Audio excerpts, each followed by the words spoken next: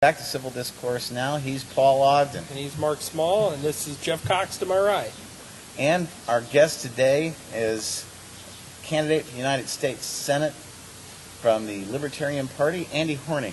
Welcome, Andy. It's good to be here. Thank you. Andy, if somebody's wanting to find you on the internet, actually, if you just Google Andy Horning, I'm actually coming up on top these days.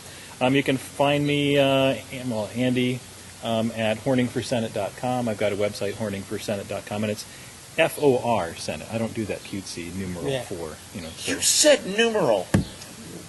What about doing Roman? I've said numeral. Everybody says number. What about doing Roman numerals? How come no one's ever tried that? That'd Like Horning IV Senate? I don't think that'd go. No, with the drug connotation of libertarians, that just wouldn't work. Exactly. So, tell us your background. Well, my background is anti-political, really. If anybody would have ever had anything like least likely to go into politics, it would have been me. I don't like public speaking. I get scared every time I go up there. I don't like politics. In fact, I hate politics more than just about anybody I know. Yeah. And it's really just my business. I've been in several businesses where I was really fighting politics more than anything else. And I worked in the medical industry. I started in clinical research, basic research in 1978, Krannert Institute of Cardiology, electrophysiology, and went into clinical cardiodiagnostics shortly thereafter, and was in that for many years. Where'd you get your undergraduate degree? Indiana University. So I went to Indiana University, Purdue University, Indiana State University. If I could have taken all that money and just invested it in almost anything, I'd be retired by now. But anyway, I've been I got into the more or less the design of medical imaging devices about 20 years ago. And, that went from a business where we had all of the market share, all of the innovation. The business was based here in the United States. We went from that kind of happy situation to having no production here in the United States within about 10 years. So we have no players in my segment of medical imaging. And so I've been working with medical workflow devices and so on since then. I don't want to get off into the issues too much yet. Yeah. But isn't part of the Affordable Care Act, or Obamacare, as some of us like to call it, a tax on medical devices? Yeah, sure. And that's the kind of thing that there's so many little the carrot and stick.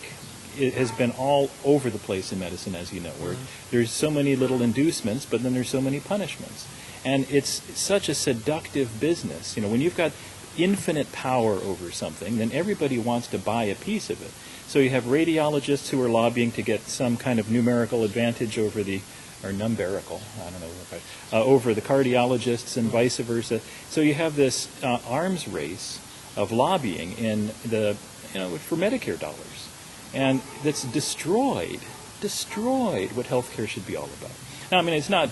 I don't want to get into issues just yet if you don't want to, but basically, let's go ahead. The medical business has been unionized for forever. The AMA basically shoved out all alternatives. So we don't have the kind of options we ought to have. It should be like somebody with Army medic training could do stitches and set bones and that kind of thing. Yeah. And we've made it such that you have to have all the correct licensing and degrees and so on. And this is in a business where medical mistakes kill so many people in this country. Correct drugs, correctly taken, kill a lot of people. But medical mistakes account for a tremendous percentage of the problems, not necessarily death, but all kinds of issues in hospitals. And we have an absurd situation where people can't know the costs before they go in. They can't make a decision based on facts. They kind of throw themselves into this highly regulated, litigated, and taxed business without any sort of expectation of how things are going to come out, and expected to pay for it afterwards. Okay, well, I guess the question is, what do you do about health care in this country? What do you do about insurance premiums being so high? What's the solution? Well, the first solution that we've proposed, not we, but we the people have taken, I guess, is that we prefer health insurance to health care. And the two are entirely, they're almost the opposite. If you want to impose, a third-party payer scheme and all of that stuff on your own, that's one thing. But starting in World War II, as you guys know, we started we made it a tax subsidized third party interposition, where you have to have a job in order to get this thing, and then your employer pays half of it, unless you're self-employed, and then doggone it, too bad for you.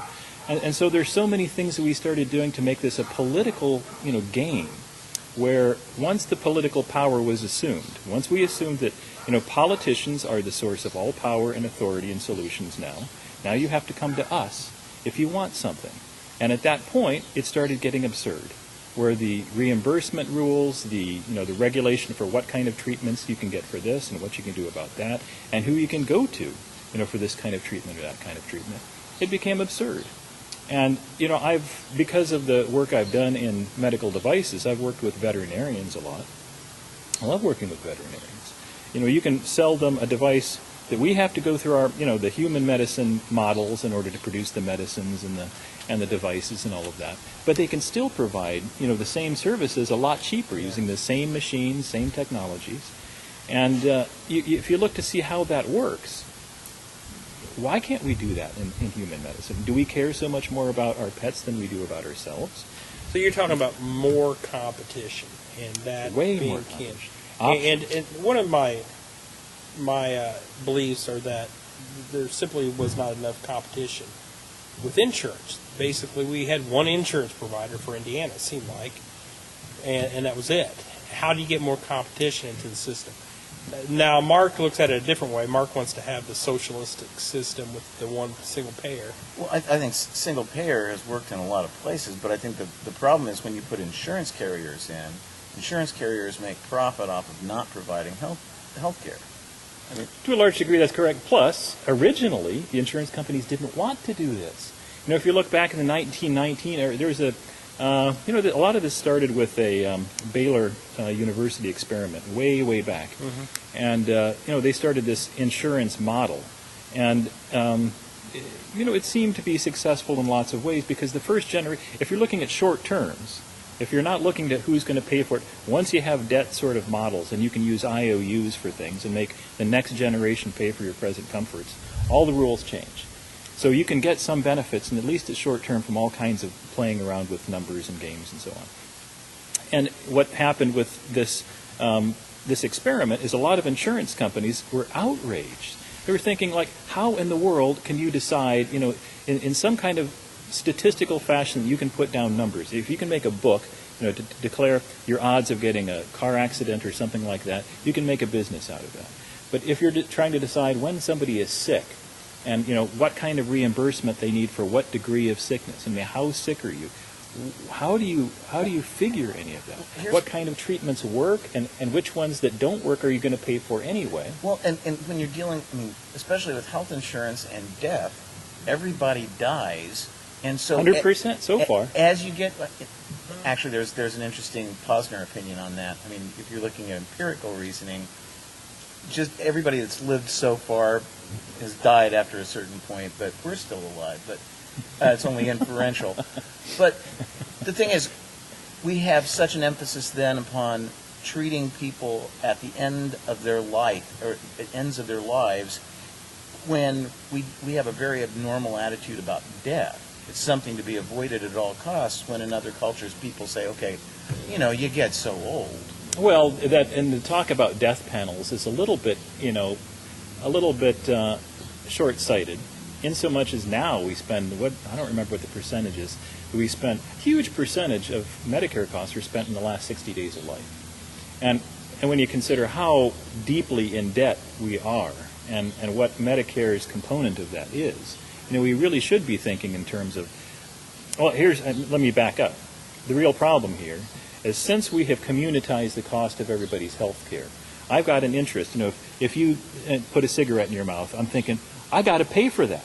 If you eat a Twinkie, I'm thinking, those hydrogenated vegetable oils, I got to cough up money for that. Or if he snow skis. Yes, anything you do that that I'm going to have to pay for, I now have a direct interest in, and so I've got my hooks in you because of this, this community program we have, where everybody's got to pay. Now, if we didn't have that, then first of all, I wouldn't care what you did with your life. It was your money. You want to pay for it, fine. But we don't have that model, and we haven't for our whole lives. We just haven't had that experience. But it's so capital intensive, though, to have such things as hospitals. Sure, but what isn't capital intensive? Consider what people buy. When you buy a car, for goodness sakes, think about what the free market does in every other human endeavor, even the space programs now. We have now free market people coughing up millions of dollars to throw things into space. And they're looking at it, to make money at some point. But, even bring the scale way down. Okay, forget about, how much money is generated on Wall Street, how much money is being thrown around to capitalize new businesses. Billions and trillions of dollars. Forget about that. Bring it down to the human scale where we spend, a huge percentage of our income on new cars. And, what is that for? To get you around instead of driving a bus. Or taking some, the luxuries of yesterday, become sort of the model, gotta-haves for today. So everybody now has a cell phone with a camera in it, that you have lots of smart one. Well, They all have. I don't know that a car should be considered a luxury. Well, that's the issue here. Just because it was considered a luxury in 1919 doesn't mean it should be considered a luxury today. But isn't that my point? I don't know that it's a good point. Well, my point is the medicines that we have today, we didn't have years ago at all. They were not options. And if they, whatever we have today by way of new treatment can be considered a luxury with the exception that politicians have decided that, no, this is a must-have. Yeah, but So, on a lot of those medicines, though, and they wouldn't be there but for the government having invested in research years ago or, well, I would disagree with that. Most research, most research is not government subsidized. When you look at how much research is not government subsidized and compare it to what is government subsidized, the numbers are way lopsided. We have billions of dollars. One difference between the United States and Canada that people don't understand is we've got a $4 billion. We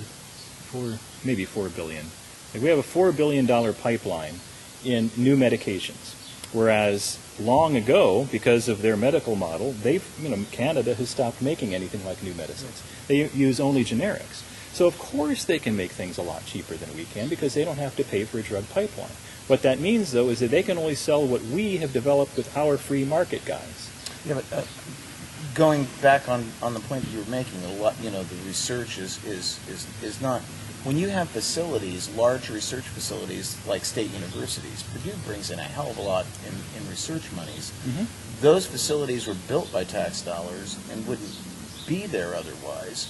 And going to the example just a minute ago in terms of cars, there's no way that we could have an interstate highway system that would function on a private market model. We say so many things like that without having, a couple hundred years ago now, Bastiat, wrote this article about what is seen and unseen, and we can see what government does. So you can see that they built a bridge. Our inference that there would not be a bridge there if there was not government is incorrect, however. Well, and I wasn't saying just because of that. I'm thinking of the huge expanse of the highway system in the United States, and I think back to when the colonies had just become states and how state lines meant that you had a completely different system beyond that border. I understand all of that. And Eisenhower spent more money. He increased the budget after World War II, because largely because of this highway system. But that was the expense of public transportation. And how many people think we wouldn't have public transportation if it wasn't for the federal government? And when we killed that with the highway system. We'll be back in just a second. We're at the end of this segment, Andy. Right back. I believe it should be a declaration.